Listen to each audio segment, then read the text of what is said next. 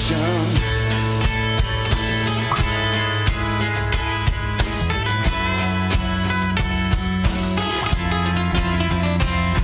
Take off so long, just where, who cares? As long as, baby, it's somewhere that we can get lost in the right direction. No name towns without addresses, dirt road, cornfield, goat nets, miles from a city ordinance.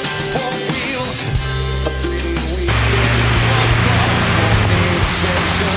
There's no wrong way to get lost. Yeah, there's no wrong way to get lost in the right direction.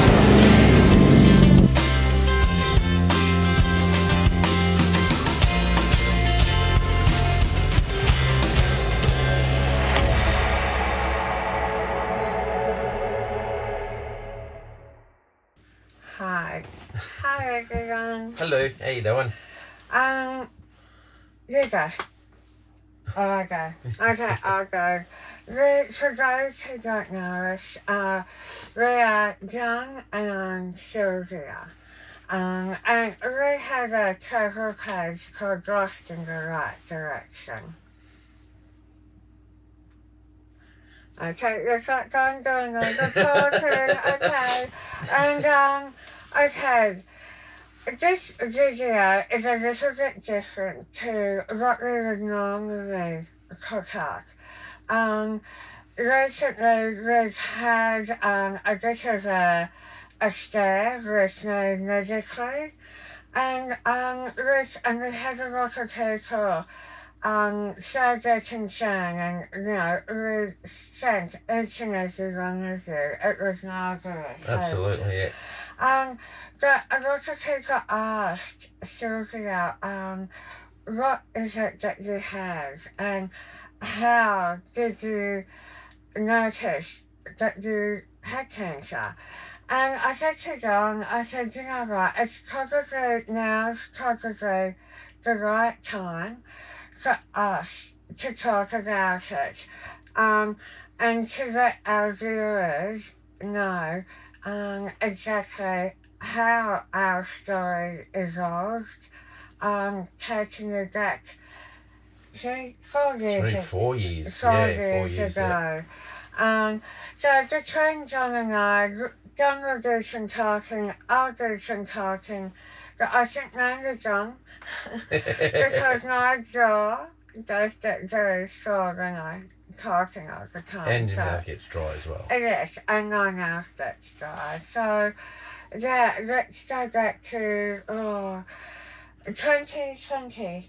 2020, sort of 19 really. Yeah, 19, yeah. Started with a toothache. Yeah.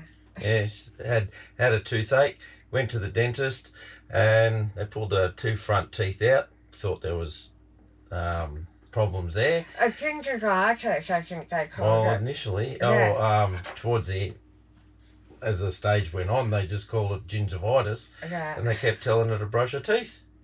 But she kept getting pain and everything in her jaw. And they said, okay, so they pulled the next 2 teeth out, and saw other periodontists and specialists. Yeah. I was referred to another periodontist. Yeah, and she walked out of there with a toothbrush. Yeah. She did have x-rays at the start. They didn't find anything. Yeah. And this, sorry John, this went on for about 8 months. And towards the end she was living on pretty much a box of Panadol and Nurofen a day. Yeah. And I kid you not, it's what my dentist prescribed for me. Wasn't it, Pretty John? much, yeah. Like, she knew exactly what I was taking, and it was over the course of about 8 months, and 4 of my teeth had been pulled because they diagnosed me with gingivitis. Yeah. And then this isn't right, so we sourced our own periodontist. Yeah, yes, that's right. Yeah. Because I said to John, something's not right. And I say this to so many people. that little voice that you have that sits there and it talks to you, listen to it. Mm. Yeah, tapping to it because it was saying, Silvia, something's not right, something's not If you're right. not happy, get second, third opinions if possible. Yeah. Anyway, this new periodontist Yeah. took x-rays and everything and said, yep, go home. But he checked her out. On the way home, go and get a CT scan, which he organised straight away. Mm. And then on the way home, got that done. And on the way home from there, he rang up and said, tomorrow you are seeing a specialist. Who's what was he? He was like a professor at the Austin Hospital. Yeah, director of surgeries or something like that for plastics and everything. Yeah. And anyway, went and saw him the next day. He took one look. We were in there for not even 15 minutes. He touched her chin and goes, sorry, you've got cancer. You've got cancer. And I was like, and then I said to him, I said, oh no, I can't. I said, they checked me for cancer at the start. They took an x-ray, my dentist. And he goes, Silvia, he goes, you've got cancer. Mm. And I was like, and I said, I'm thinking to myself, it can't be possible. It just can't be. I've had my dentist, I've had a doctor, dentist, look, they never took it out, so I can't have cancer. Yeah, but he knew. He knew. Yeah, and he said, okay, tomorrow you're going in for a biopsy. And she went in, had the biopsy. Couple of days later, got the report back, and they confirmed it. She had something or other, carcinoma. I forget the name. It's a big long word. Cancer of the jaw in the bone, and then everything just ran its course. It was just a madhouse. Went and saw all these. Actually, Max Factor does all bone surgeries and stuff like that. And 3 weeks later, she was in the hospital getting it all cut out. Yeah, and during that time, that was COVID. So And COVID made it hard too. yeah, so John, I remember John dropped me off at the front of the hospital, which is only supposed to be I've been in hospital for like 2 weeks. Yep. They said. So it's like, okay, hon, see you. I'm going in to have this. I'll see you when I wake up. Anyway, I walked in and it just turned to crap. So Yeah. The surgery actually went well. yeah, and that was like 16 hours worth of surgery. Yeah, very long. And then she was up in the ward. I was able to come and see her and everything. And then 2 days, about 2 days later, they said something's wrong. We've got to take her back down into ICU, and we have to see what's going on. The graft was failing on her chin. So what happened was, I got the old dog. You want to say it, John? Yeah, when they took the jaw out, Yeah. and with her fibia on the left leg and a lot of muscle as well, they regrafted the bone, put it in with a titanium plate and a skin graft as well. Now, when they fed it, and actually just before that, she had to get a peg, which is a feeding tube into her stomach. Yeah. And they were feeding her through that, and it didn't agree with her. So she was throwing up and everything, and she ended up getting an infection. So that's the initial part of it. Went down, they said, okay, well, we have to pull it out. The bone, everything. They pulled it out, cleaned it all up, pull more stuff out, put the plate back in just to support her jaw. Because she was so swollen, the weight of it went through the plate.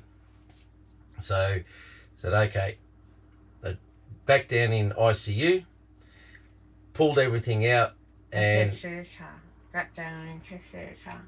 Well, into ICU first, then into theatre, pulled everything out, and they kept her under for about 10 days. During that time, they worked out what they're going to do and everything. She went back in another 2 times, and because everything was just failing. So when she came out of ICU, like 10 days later, she had no jaw, no graft, and a lot more other scars, because that actually, to get more filling, they had to take the top of her pec muscle and put it up, and to fill it up, more tissue from elsewhere to seal inside and everything. And that was all that they could do. Yeah. And I just said, when after ICU, so the reason I was in ICU was with the infection. And I cannot go. That's a class of that whole journey I had no recollection of. There were times that I was awake before and after that I can't remember. Yeah, they had her on a lot of good drugs. That during that time, it was because everything in my mouth was infected, everything was failing.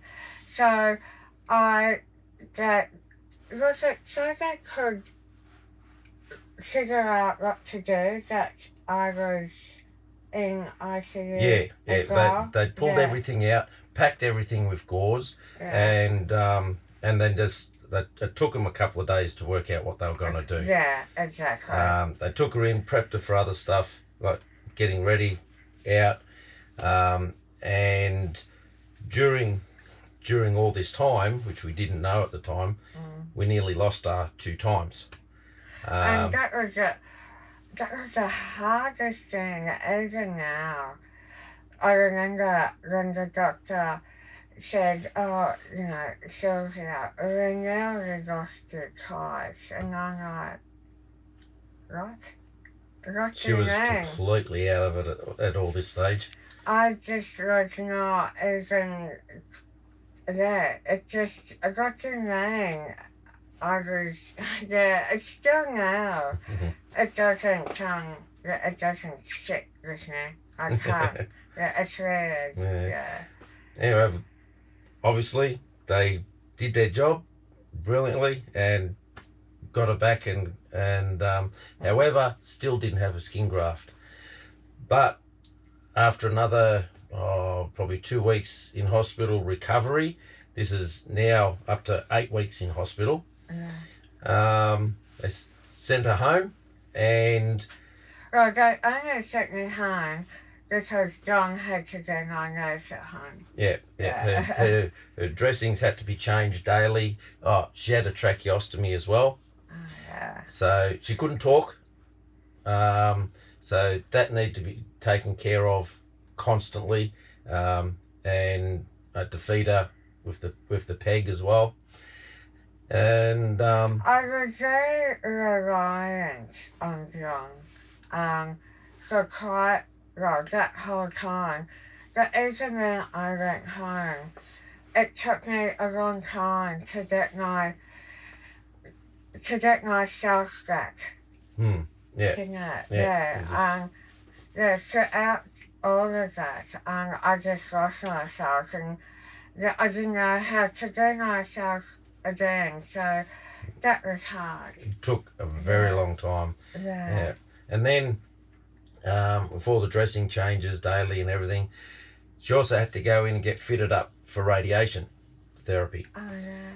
And she had to get the mask done, and because the way her chin and everything was, they had to do it completely different, custom made job. It's always custom made anyway, but it was normally just a one piece mask, but they had to cut it and fit it differently.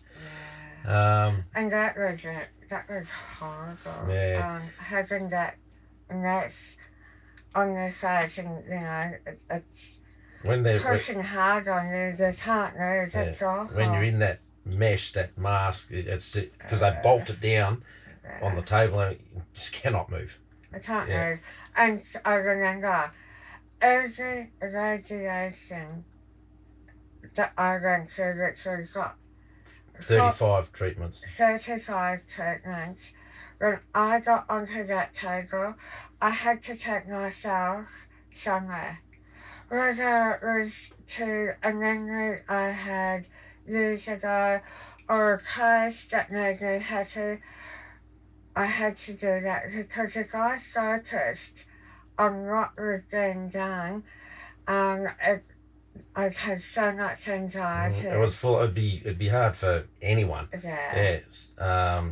Just normally, but Sylv had to be put in a certain spot. Had to put the mask on. I had to move the hair in a certain spot with the bandages and everything. I actually had to help the radiologists and everything put her into place.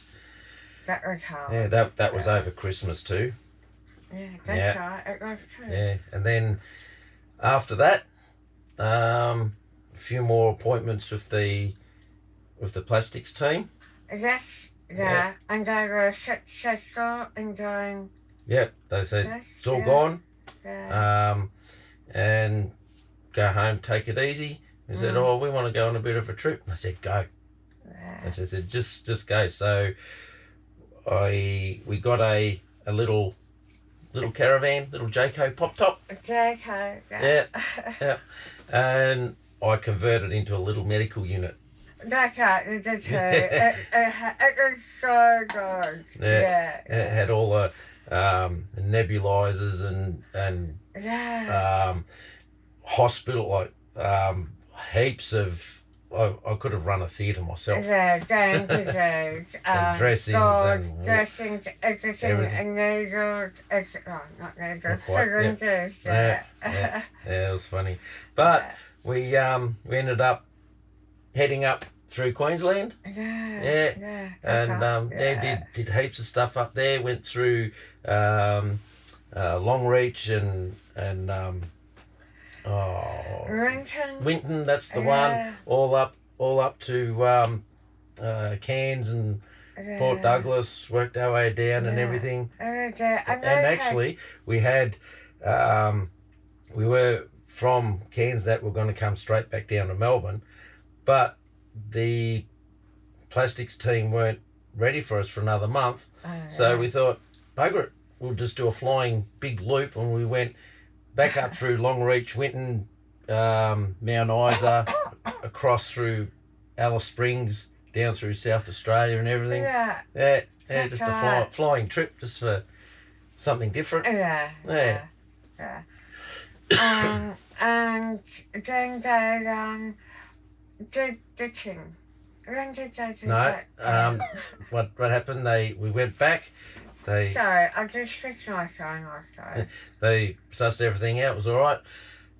She got a tracheostomy out. Yes. Say something.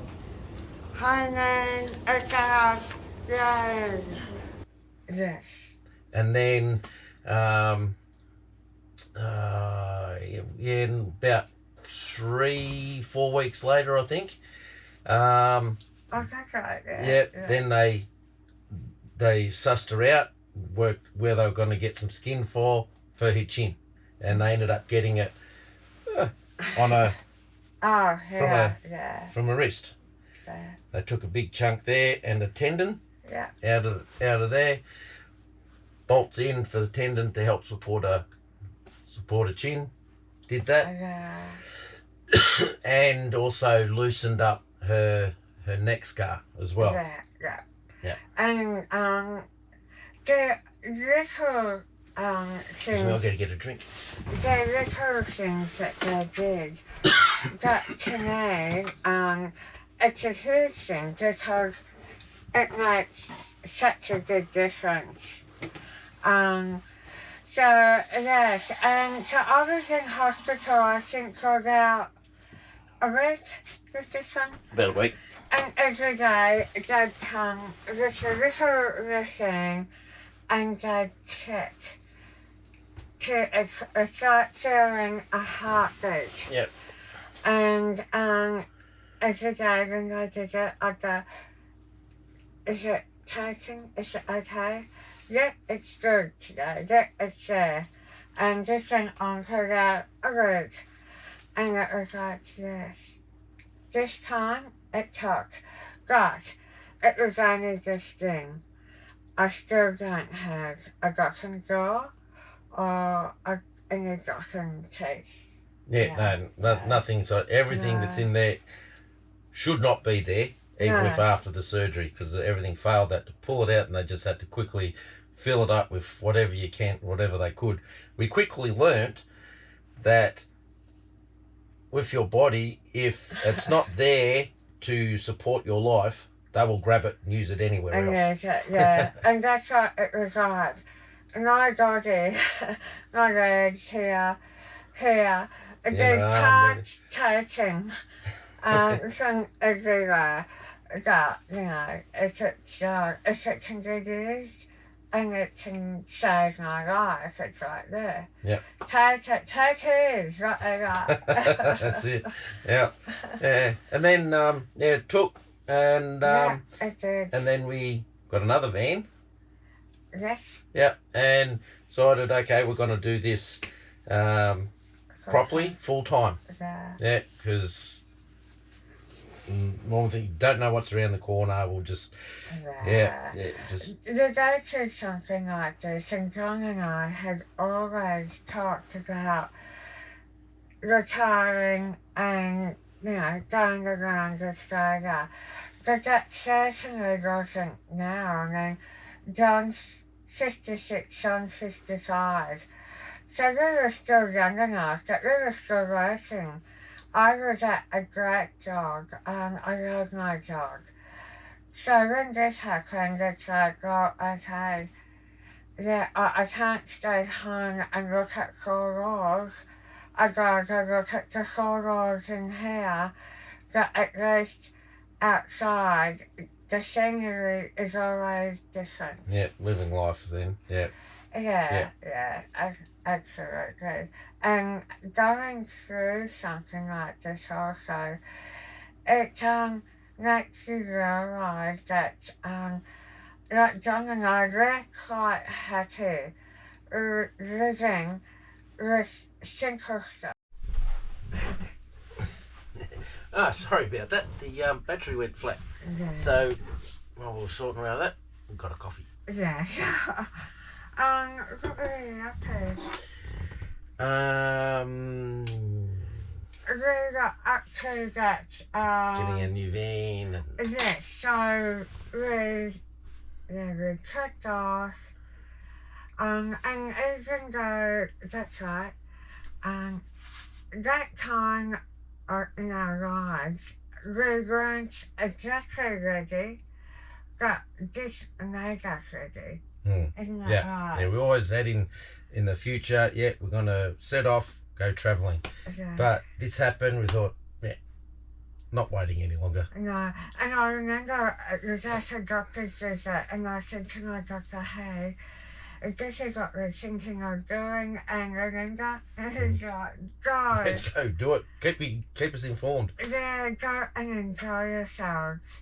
So what we do now, on school occasions at the Austin, and also at the Orange Egg, which is the Olivia Newton-John Centre, Cancer Treatment Centre. It's too much for me to say at once. And so what I do is I will fly back into Melbourne for doctor's appointments, kid changed. So with my kid, I can't drink or eat all day. So all my food and drink goes into my kid here. And that's how I do it. So one day, hopefully, I'm hoping that, you know, maybe I'll be able to eat and drink orally again, but at this stage, no. Yeah, that's it. Yeah. Yeah. But we manage. We know Yeah, it. every couple of days it's got to cook up a nice batch of soup. Yeah, but anything, I can grind anything as long as I grind it enough that it will go through a syringe, I can have. So, yeah. Yeah. But yeah, that's pretty much how it all started. Yeah. And we've just gone from strength to strength. Yeah. In a matter of speaking. Yeah. Traveling around and doing what we can, how we can do it, Yeah. and also meeting up with people that have got problems as well, and seeing their little twist on how they travel. How they travel. Yeah. Just recently, John and I, well, not recently, even last year, we were asked to be part of a tracheostomy Support group. Support group. No, focus group. Focus group, yes. Yeah. And last year we put up, I think it was last year, we put up we were being interviewed, and that was pretty cool.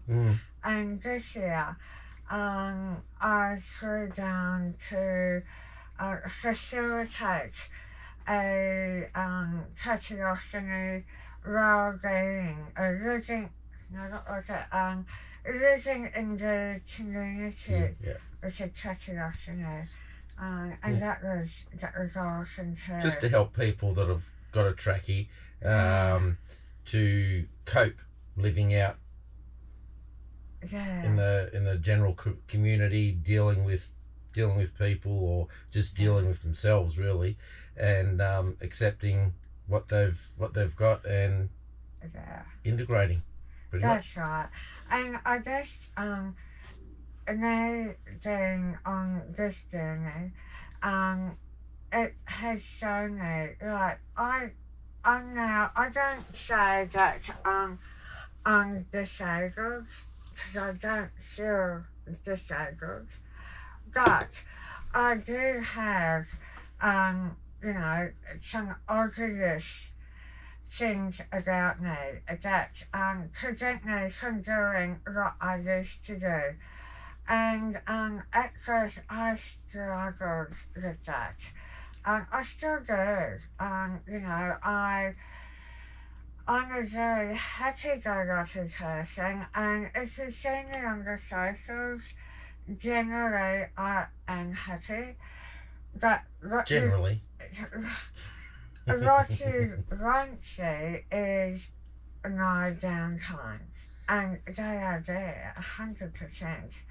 I don't think it's anyone going through cancer will often say that, it's a grueling experience, and everyone's journey is different, and I think your own journey is just as important than anyone else's.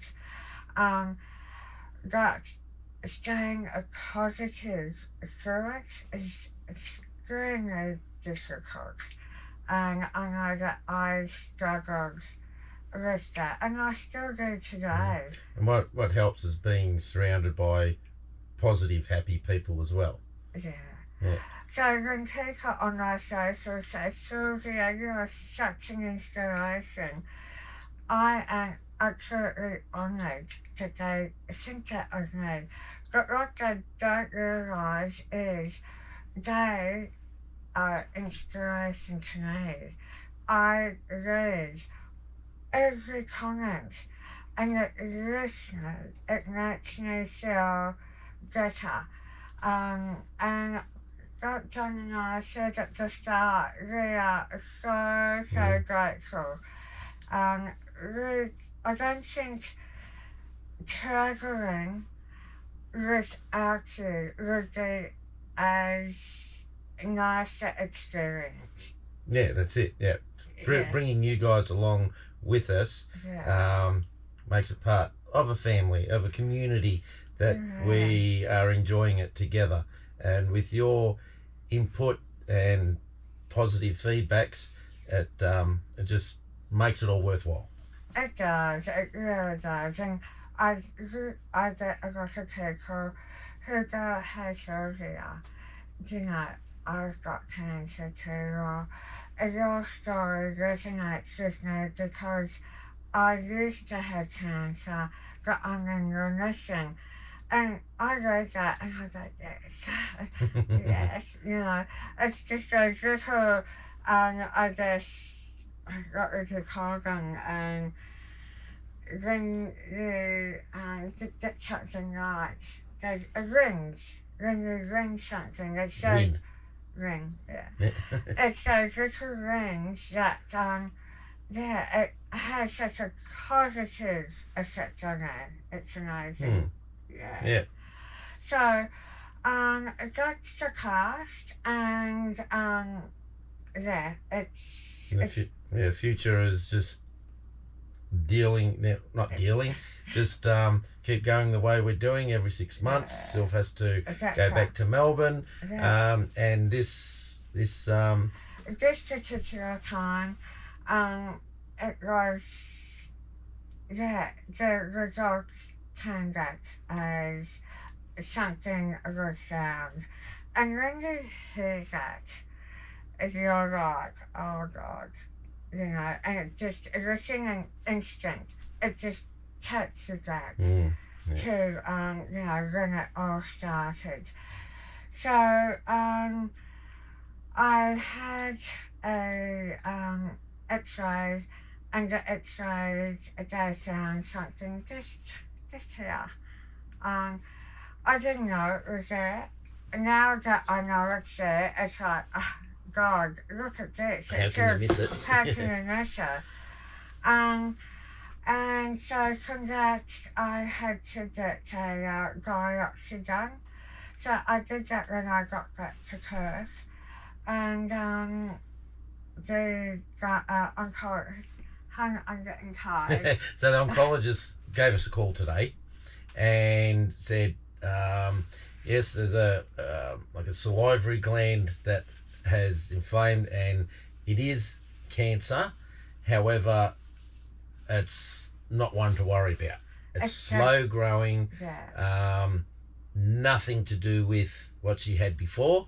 It's just something weird that Sylvia gets weird stuff. It's what did he say? It needs to be checked out, so that's fine, we'll do that. Also, I get to know the once we both will. Once that's organised, and we'll get that cut out. But he said it was slow growing, and it's it's a low grade cancer. Low grade cancer. So in a week's time, I'll go and get an MRI done, and then I'd say shortly after that, so I get to Melbourne and get it cut out, and hopefully that's the end of that story.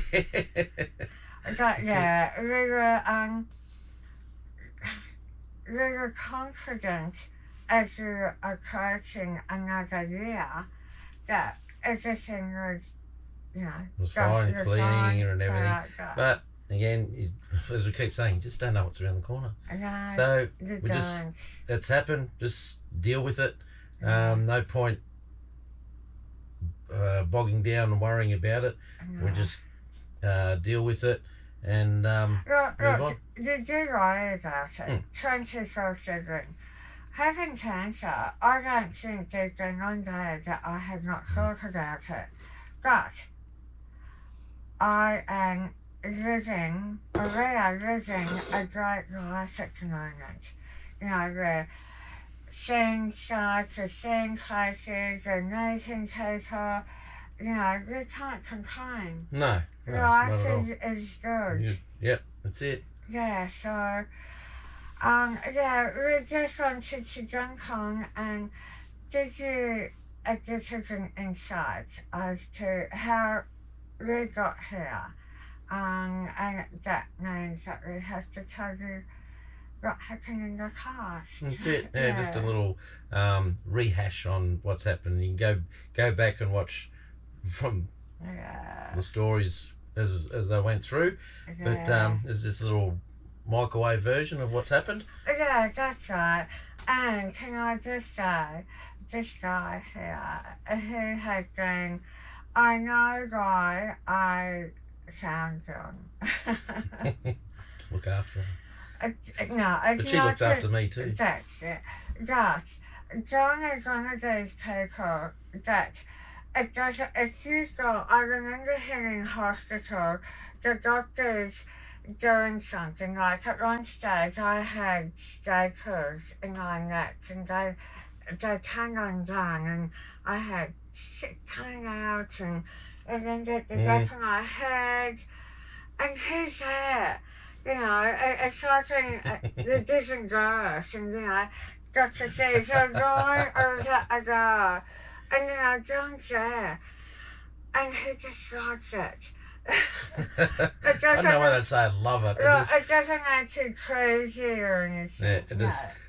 Yeah, I just wanted to know exactly what was happening there, then, and ins and outs and everything. Yeah. And that's why they let Sylv go home from the hospitals early and while we were able to travel, because I picked up a lot of the wound care and what needed to be done, trachea care, peg care, everything like that. And so it was just it was a matter of, okay, this is my way of helping Silvia deal with it and overcome. That's right. And he was remarkable. And also, the Austin hospital, the doctors, really had become, you know, they're such a great rapport with them that I'll go in there and so many times nurses come up to me and go, oh my God, Silvia, and I look at them and I go, yes, they don't remember me. And I'm like, no. You know, they remember me. I looked after you in ICU or up in the ward or whatever. Yeah. That's right. And that's right. Like, I could have just cut out in Perth. But no, I'm going home because I feel very safe and at home at the Austin. And that's where all my doctors are and that's it. And that's where I'm going to go. So we'll keep you up to date with that as well. We will, absolutely. But thank you guys for the support on socials, on our videos. And private messages and stuff like that. Yeah, appreciate it 100%. 100%. You know, it's John and I try to be as transparent as we can. And, you know, the support that you guys give us, it's second to none. And we are so grateful, Hayden. Absolutely. Yeah. So sometimes it is tough. It is hard. Mm-hmm. But, you know, I'll put a post up and John and I often will sit there and go, hey, look what such and such wrote, and look what he said, look what she said. Yeah, exactly. We go through them all, and it may take time. Silvia loves getting back to you personally as much as possible. Yes. Well, it's my way of letting you know that I have read your comments and I'm very appreciative of it. It gets to the point where we'll be driving, changing places, and she's on the phone. replying to everyone, and I'm just looking like, hey, look at that, hey, look at that, and she's missed it. Yeah. Yeah. That's what I do is important. Yeah. So, yes. Anyway, I think I've got it actually. That's it. Yeah. We're going to say thank you again. Yeah. Without you guys, we would just be lonely travelers. That's it. Yeah. No. Just And enjoying the countryside and everything, but not being able to share it with anyone really. Yeah. And the connection that we had, or that I had mostly, was a lot of you. It means something to me, and I'm sure, and I hope it means something to you too. Means a lot to me too, because it keeps her busy sometimes. I don't know if that was a joke or a dig, I don't know. Anyway, yeah. Thanks again, everyone.